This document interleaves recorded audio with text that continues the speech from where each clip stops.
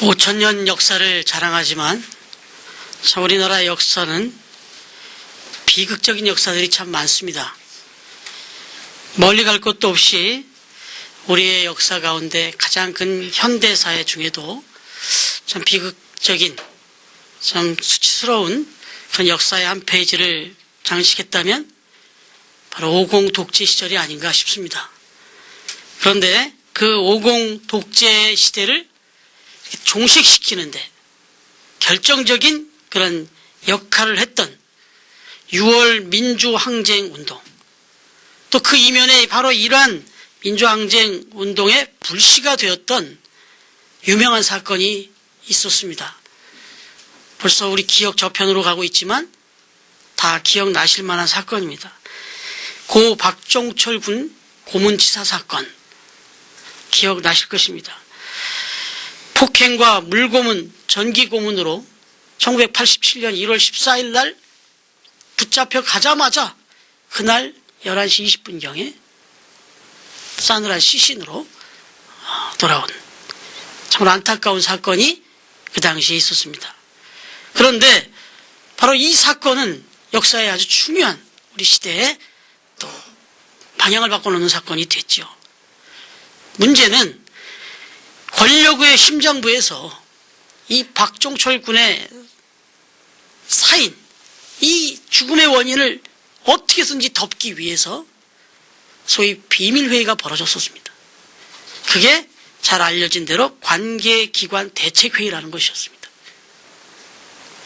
여러분, 이 회의는 철저히 비밀리에 이루어졌고 그야말로 국가의 중요한 그 향방을 결정하는 중요한 그런 회의였습니다. 하지만 훗날 얼마 지나지 않아서 천주교 사제단에서 이 1급 비밀회의의 내용을 알아냈습니다. 그래서 천하에 공개합니다. 그래서 그 계획이 결국 수포로 돌아가게 된 그런 일이 있습니다. 여러분, 그러나 지금도 여전히 우리나라의 청와대 또는 이 미국의 백악관과 같은 이 권력의 심장부에서는요, 국가의 어떤 중요한 일들이 발생할 때, 그리고 어떤 중요한 일들을 계획할 때 실은 비공개로 많이 이루어집니다. 비공개로 대책회의를 갖지요. 그리고 그 회의 내용은 일정 기간 철저한 비밀에 붙여지죠. 때가 되어서야지 그것이 공개가 되죠. 말씀의 이해를 돕기 위해서 조금은 부정적인 예를 들었습니다마는 오늘 우리가 읽은 본문의 내용, 계속 이어지고 있는 이 5장 내용은요, 바로 이 천상에서 하나님의 보좌에서 장차 이 땅에 이루어질 너무나도 중요한 1급 비밀 회의 모임이 있었음을 보여주는 그런 내용입니다. 마치 이 말씀의 내용을 이렇게 연상해 보면요, 하나님께서 대통령과 같은 그 위상으로 보좌에 앉아 계시고 그 주변에 24명의 24장로들이 내각진처럼 참모진처럼 이렇게 포진해 있는 그런 모습을 볼 수가 있습니다. 이것은 우리가 이미 예배의 모습으로 보았지만 또 이런 비상 1급 비밀을 다루고 있는 이런 대책 회의의 모습으로도 충분히 연상이 됩니다. 그리고 그 비밀 회의에서의 가장 중요한 의제가 무엇이었느냐? 바로 1급 비밀 문서에 해당하는 하나님의 오른손에 든 이 두루마리 책. 이 책을 과연 이 책에 지금 붙여있는 이 실, 이 인봉을 어느 때에 누가 뗄 것이냐. 이것이 아주 중요한 그런 회의 내용이었다는 것입니다. 이 두루마리 책의 내용이 너무나도 막대하고 중요한 그런 1급 비밀의 내용이었기 때문에 이 비밀을 드러내는 시점과 또 그것을 드러낼 적합한 인물을 선정하는 것, 이게 너무나도 중요했다는 말이죠. 그런데 여러분, 우리는 이제 압니다. 이 회의에서 가장 적합한 인물로 결정된 그분이 바로 어린 양 예수 그리스도다 하는 사실입니다. 여러분, 오늘 우리가 보신 본문의 7절과 8절을 보시면은 두루마리를 취하시니라, 두루마리를 취하시니라 이렇게 말씀하고 있어요. 누가요? 이 어린 양 예수께서 드디어 그 책, 두루마리 책을 취하셨습니다. 이 말 속에는 이제 그 씨를 떼게 되었다, 이런 의미가 담겨 있습니다. 그 두루마리 책 인봉되어 있는 그 인을 떼게 되었다, 이런 얘기입니다. 그래서 그 천상의 1급 비밀이 이제 바로 그분에 의해서 드디어 공개되게 되었다 하는 그런 내용인 겁니다. 이제 그 자세한 내용은 우리가 5장 이후 또 6장, 7장 계속해서 묵상하게 될 것입니다. 그토록 사도 요한이 애통하며 또 때로는 두려움과 안타까움 가운데 사로잡혀 있었는데 그를 부르셔서 그것을 보여주신 겁니다. 그러면 우리가 이제 앞으로 계속 묵상하게 되겠지만 먼저 우리가 생각해 볼 것, 도대체 이 두루마리 책에 기록된 이 1급 비밀의 내용은 도대체 무슨 내용이냐 이거죠. 어떤 내용이 기록되어 있느냐, 이거 우리가 궁금해지지 않습니까?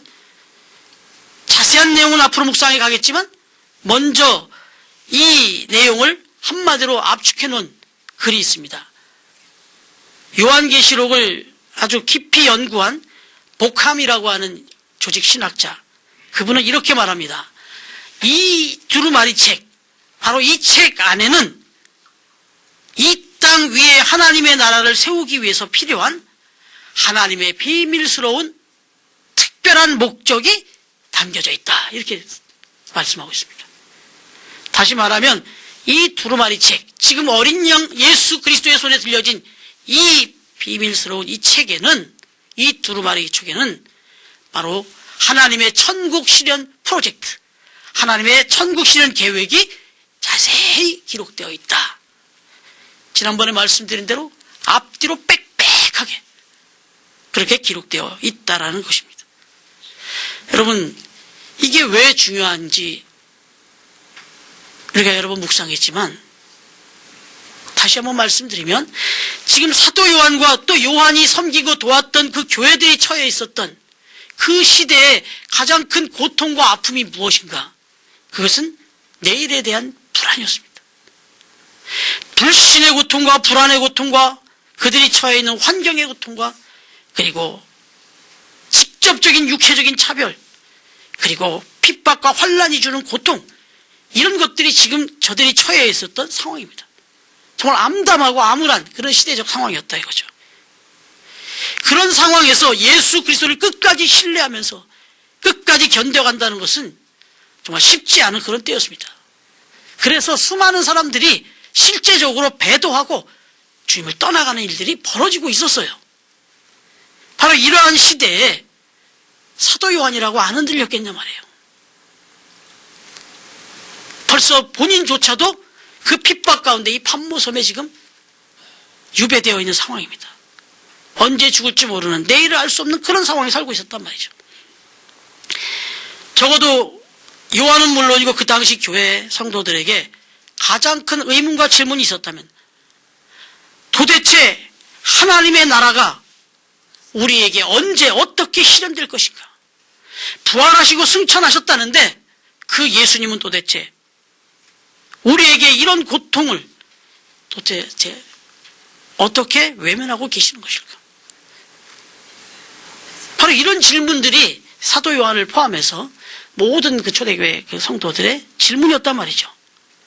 바로 이러한 때에 오늘 본문에서 드디어 사도 요한을 부르셔서는 그 질문, 그 의문을 풀어줄 만한 그 비밀이 담긴 책, 이 책을 어린 양 예수에게 들려주셔서 인을 띄게 하셨다, 이런 얘기죠.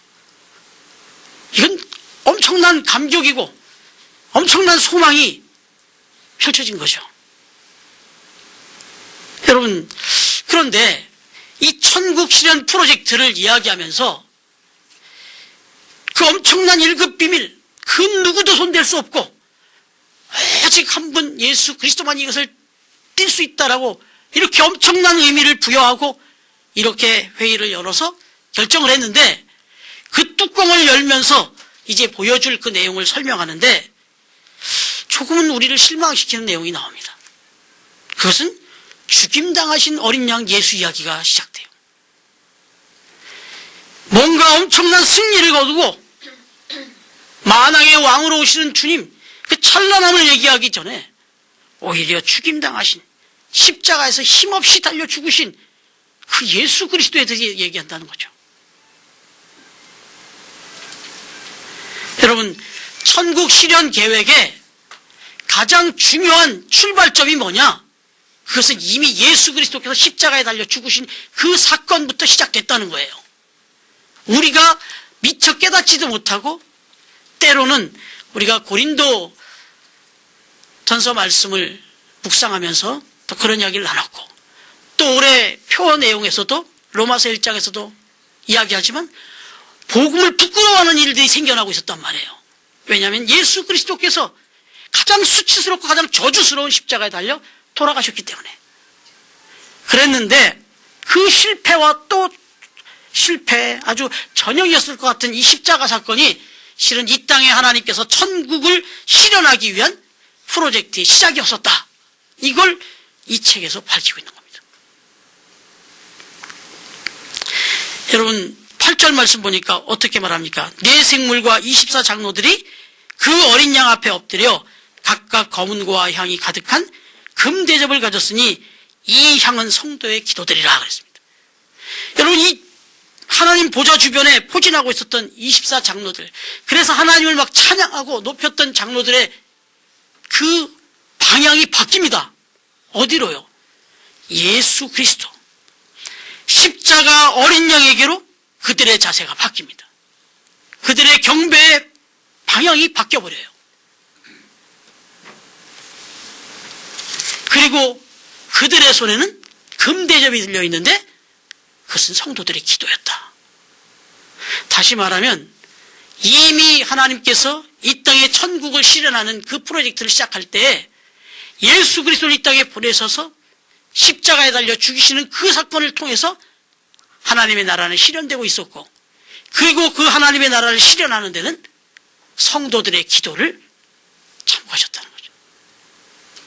저와 여러분이 안타깝게 눈물겹게 정말 도저히 이루어지지 않는 것 같고 응답되지 않을 것 같은 그 기도들, 그런데 알고 봤더니 하나님은 그 기도를 하나도 버리지 않으시고 다 받으셔서 그것을 가지고 마침내 이 땅에 천국을 실현하는 중요한 프로젝트로 삼더라, 이런 얘기예요. 여러분, 우리가 어떻게 이런데 기도 안 할 수가 있습니까?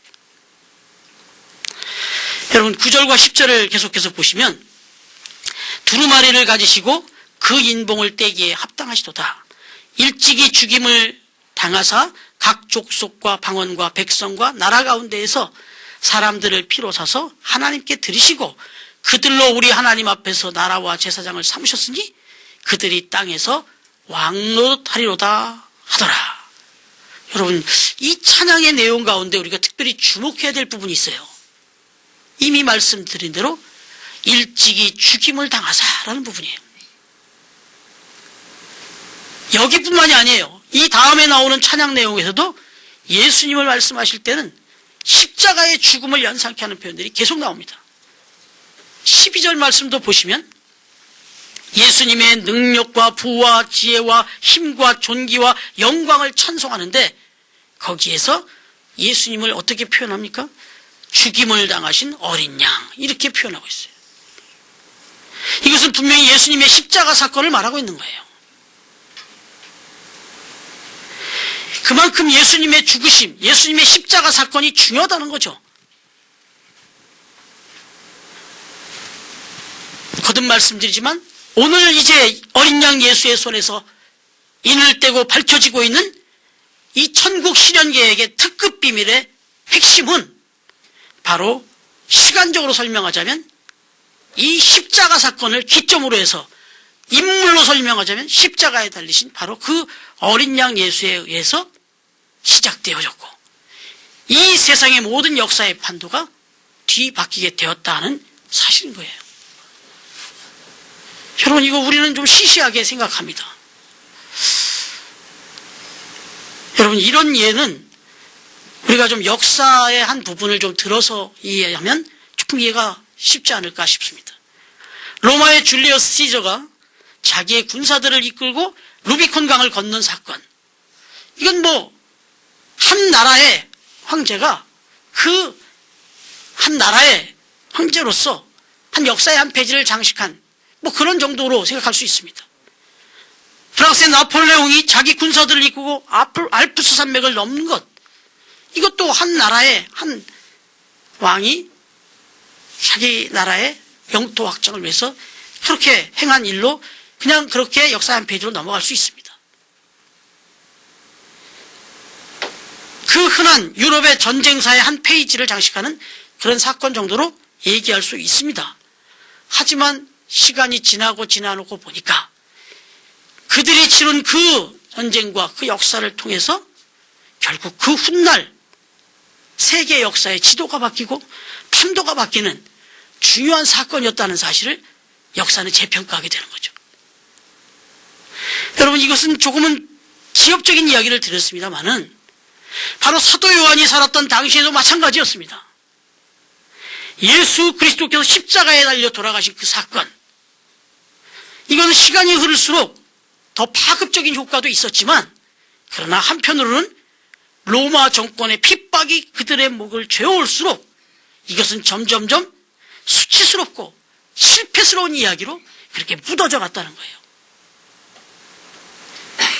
때로는 부끄러운 사건으로 여겨서 이렇게 사도 바울이 복음을 부끄러워하지 말라고까지 권면해야 되는 지경에 이르렀던 겁니다. 그런데 바로 오늘 사도 요한을 부르셔서 바로 이 비밀을 다시 한번 보여주시고 선포함으로써 이 십자가의 사건이 얼마나 위대하고 얼마나 엄청난 사건이었는지를, 얼마나 중요한 사건이었는지를 지금 보여주고 있는 겁니다. 그래서 오늘 본문에서 예수님의 이 십자가의 사건만큼 영광스러운 사건이 없고 정말 하나님의 이 천국 실현 계획에 있어서 얼마나 중요한 사건인지를 분명하게 거듭거듭 조명해주고 있는 거예요. 여러분, 이 십자가는 우리 인류 역사의 총체요.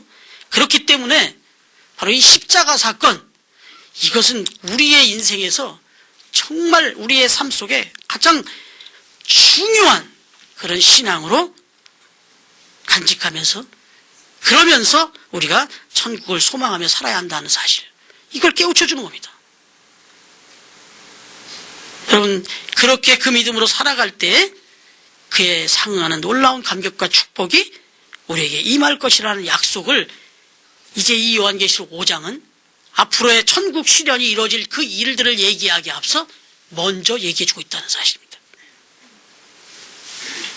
여러분, 사도 요한 당시에 교회들도 십자가에 대해서 자꾸 말씀드리지만 이런 왜곡된 생각을 갖고 있었습니다. 마치 박종철 군 사건을 축소 은폐하려고 했던 그 대공 그 정권의 그 모습들 못지않게 지금 십자가의 사건도 그저 은폐되고 그냥 축소되고 그 의미를 약화시키고 부끄러워하는 지경에까지 이렇게 되었다는 사실. 그런데 오늘 본문에서는 그 십자가 사건이 바로 천국을 이 땅에 이루는 시작이었다. 그 사건은 너무나도 엄청나고 위대한 사건이었다는 사실을 분명하게 역설해주고 그 의미를 다시 한번 밝혀주고 있다는 것이죠. 여러분, 그래서 오늘 우리가 다시 한번 봐야 될 말씀은 지난주에 이미 묵상했던 5절 말씀입니다. 5절 말씀에 보면 장로 중에 한 사람이 책을 펼자를 설명하면서 뭐라고 표현했습니까? 울지 말라. 유대 지파의 사자 다윗의 뿌리가 이겼으니, 이렇게 말하고 있어요. 여기서 사자는 전에 말씀드린 대로 어떤 대언자 이런 사자가 아니라 사자 말 그대로 라이온이라고 말씀드렸어요. 그런데 한번 생각해 보세요. 이 5절에서 말한 유대 지파의 사자 라이온, 그리고 오늘 본문에서는 어린 양, 이렇게 표현하고 있어요. 여러분, 이거 지금 조금 서로 안 어울리는 표현이에요. 똑같이 한 분을 놓고 표현하는 거거든요. 예수 그리스도를 향하여 한편에서는 사자라고 표현하고 있고 또 한편에서는 어린 양으로 표현하고 있는 겁니다. 이 서로 완전히 다른 이미지예요. 사자는 포효와 능력과 힘을 상징하지만 어린 양은 죽음과 희생을 상징하는 거예요. 이 무슨 의미입니까? 바로 예수 그리스도의 십자가의 죽음, 예수 그리스도의 그 십자가의 그 사건은 그야말로 능력의 결정판이었다는 거죠. 그것이 승리의 결정적인 요소였다, 능력이었다 하는 사실을 이렇게 사자와 어린 양을 비교해서 한 분을 향하여 이렇게 표현하면서 깨우쳐주고 있는 것이죠. 바로 이 십자가가 이 지상의 교회들에게 진정한 하나님의 나라를 실현시킬 수 있는 승리의 출발점이 되었다, 이런 뜻입니다. 마치 시저가 군사를 이끌고 군대를 건넜던 것처럼, 나폴레옹이 군사를 이끌고 알프스산을 넘었던 것처럼, 처음에는 그 한 나라의 지역적인 사건인 것처럼, 처음에는 별로 대수롭지 않은 것처럼 그렇게 그냥 지나가버린 사건이었지만, 훗날 이 사건은 세계사의 항방을 바꿔버린 아주 결정적인 사건으로 재평가받게 되었던 것 같은 그런 것이다, 이거죠. 여러분, 이 요한계시록은 워낙 비유가 많고 이렇게 은유가 많아서 참 어렵습니다, 설명이. 그러나 한 가지 우리에게 그래도 깨우쳐 주시려고 하는 것은 계속해서 그림 언어, 이미지 언어로 우리에게 말씀하고 있다는 거예요. 충분히 말씀을 깊이 묵상하다 보면 연상이 되고 그림이 이렇게 그려지게 한다는 거예요. 그러다 보니 이 말씀을 또 해석할 때도 조금은 좀 이미지로 그렇게 설명을 해드려야 우리 성도님들이 이해가 쉬울 것 같아서 한 가지 장면을 좀 이렇게 설명을 드려보려고 합니다. 한번 연상을 하면서 한번 들어보십시오. 아프리카 정글이나 사막을 배경으로 하는 그런 모험 영화를 이렇게 한번 연상해 보십시오. 주인공 일행이 막 적에게 쫓겨, 동물에게 쫓겨 정글이나 사막으로 막 도망다니는 장면이 나옵니다. 그들은 며칠 동안 물과 음식도 먹지 못합니다. 그래서 결국 기진맥진해서 거의 다 쓰러져가는 도중에 마침 저쪽 언덕 너머로 야자수 한 그루가 아슬아슬하게 어렴풋하게 보이기 시작합니다. 그 야자수만 보이는 게 아니라 그곳에서 연기가 솟아오릅니다. 그래서 주인공 일행은 눈이 번쩍 뜨이죠. 아, 드디어 오아시스가 있는 곳에 왔구나. 드디어 마을이, 사람이 있는 곳에 도착했구나. 그래서 너무나 기뻐 막 달려가죠. 그래서 언덕을 향해서 헐레벌떡 기어가다시피 사력을 다해서 막 달려가죠. 이제 그 언덕 너머에 펼쳐질 장면을 보기 위해서 불과 몇 초 전, 이제 서너 발자국만 더 가면, 몇 초 후 서너 발자국만 가면 이제 물을 마실 수 있는 그런 동네가 나타날 것입니다. 이제 그런 기대를 가지고 이제 드디어 언덕을 막 넘어서게 됩니다. 그때 그 앞에 펼쳐지는 장면이 어떻습니까? 그 모래 언덕을 막 넘었을 때 그들의 눈앞에 펼쳐지는 광경, 거기에는 야자수 한 그루가 아니라 수백 그루의 야자수가 펼쳐져 있고, 그리고 그 사막 한복판에는 큰 오아시스를 끼고 있는 완벽한 동네 하나가 펼쳐져 있는 거죠. 그러면서 그 모든 그 고통과 그 어려움을 겪고 달려왔던 이 주인공 일행은 기뻐 뛰면서 환호하면서 결국을 이제 해피엔딩으로 끝나는 그런 장면들이 우리가 흔히 보는 그런 모험 영화들의 장면이죠. 여러분, 이것을 말씀드리는 이유는 마치 지금 이 요한계시록 5장에 펼쳐지고 있는 내용은 마치 이런 모습을 우리에게 연상시켜주고 있는 겁니다. 여러분 어떻습니까? 이러한 영화를 볼 때 우리도 같이 땀을 주지 않아요, 손에? 주인공 일행이 목말라 할 때 막 같이 목이 타고요. 그러다가 야자수를 발견하면 같이 희망을 갖고 즐거워하게 되죠. 그리고 주인공 일행이 막 기어가다시피 하면서 언덕을 향해 갈 때는 우리도 같이 헉헉거리면서 쫓아갑니다. 마침내 언덕 너머에 있는 푸른 동네를 바라보게 될 때는 어떻습니까? 우리도 같이 흥분이 돼서 같이 기뻐하고 같이 감격하게 되지 않습니까? 그 해피엔딩으로 끝날 때 우리도 그 해피엔딩의 감격을 갖고 영화가 나오지 않습니까? 여러분, 오늘 어린 양 예수에 의해서 이 1급 비밀에 기록된 두루마리 책이 열려질 때, 보여질 때 지금 사도 요한의 마음이 바로 이와 같았다는 거예요. 지금 그가 처해 있던 상황은 그 영화의 한 장면과는 비교할 수 없는 절박한 상황이었어요. 그런데 그런 사도 요한을 부르셔서 이 천국의 비밀, 아니 어렴풋이 알고 있었던 저 너머에 주인공이 뭔가 마을 있지 않겠나 어렴풋이 기대했던 그 모래 언덕을 넘어서 그 완벽한 마을을 보면서 환호했던 것처럼 사도 요한은 어린 양의 손에 들려진 그 두루마리 척의 내용을 보는 순간 그 감격을 맛보게 되었다는 거죠. 여러분, 바로 그 감격을 맛보고 기록해서 우리에게 들려주고 있습니다. 그 감격과 그 기쁨에 찬 이 기록이 이제 요한계시록 이후에 기록되는 내용들이에요. 여러분, 우리 이 내용을 읽을 때 두렵고 떨림으로도 받아야 하지만 감격과 기쁨 가운데 지금 여러분이 살아가고 있는 인생의 삶 속에서 어떠한 힘들고 어려운 일들이 있다 할지라도, 행여 이 땅의 교회들이 지금 어렵다 할지라도, 우리 교회가 어려운 일을 당하고 있다 할지라도, 이런 일들을 바라보면서, 이 말씀을 바라보면서, 이 약속의 말씀을 보면서, 저 십자가에 달려 죽으신 것 같은 그냥 패배하고 말아버렸던 그 예수 그리스도, 그분의 그 사건이 실은 가장 위대한 승리의 역사였다는 사실을 기억하면서 지금 우리 삶 속에 주어지는 어떠한 형편에서도 절대로 좌절하거나 불평하거나 원망하거나 부정적인 이런 마음을 버리고 하나님이 주시는 기쁨 가운데 승리하며 살아가라는 그 메시지가 오늘 이 요한계시록 5장에 기록되어 있는 말씀이다 하는 것입니다.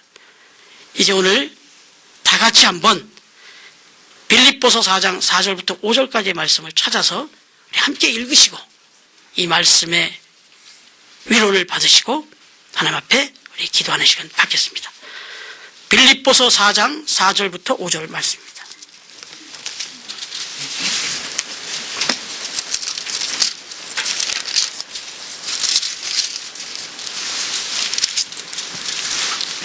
신약 322면에 기록되어 있는데 빌립보서 4장 4절 5절 함께 읽겠습니다. 시작. 주 안에서 항상 기뻐하라. 내가 다시 말하노니 기뻐하라. 너희 관용을 모든 사람에게 알게 하라. 주께서 가까우시니라. 아멘. 이 말씀이 저와 여러분에게 주시는 말씀입니다. 어린 양 예수님만 바라보면서 그리고 또 의지하면서 하나님의 나라의 도래에 대한 기대감 속에서 오늘 우리에게 주어진 이 하루하루를 그리고 2014년을 기쁘게 살아가는 우리 송파교회 모든 성도들이 되시기를 곧 다시 오실 기쁨의 근원이 되시는 어린 양 예수님의 이름으로 축원합니다. 기도드리겠습니다. 하나님 아버지 감사합니다. 돌이켜 생각해보니 사도 요한이 살았던 그 밤모섬과 같은 환경과 여건과 그 상황이 지금 오늘 우리가 살아가고 있는 이 시대의 우리의 모습과 별반 다르지 않은 것을 고백하게 됩니다.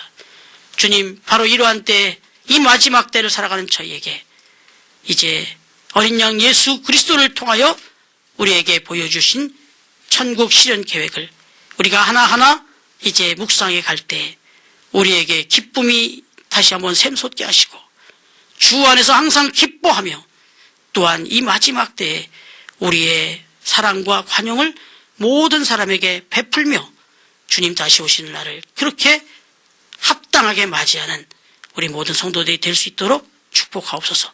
감사드리며 예수님의 이름으로 기도드립니다. 아멘.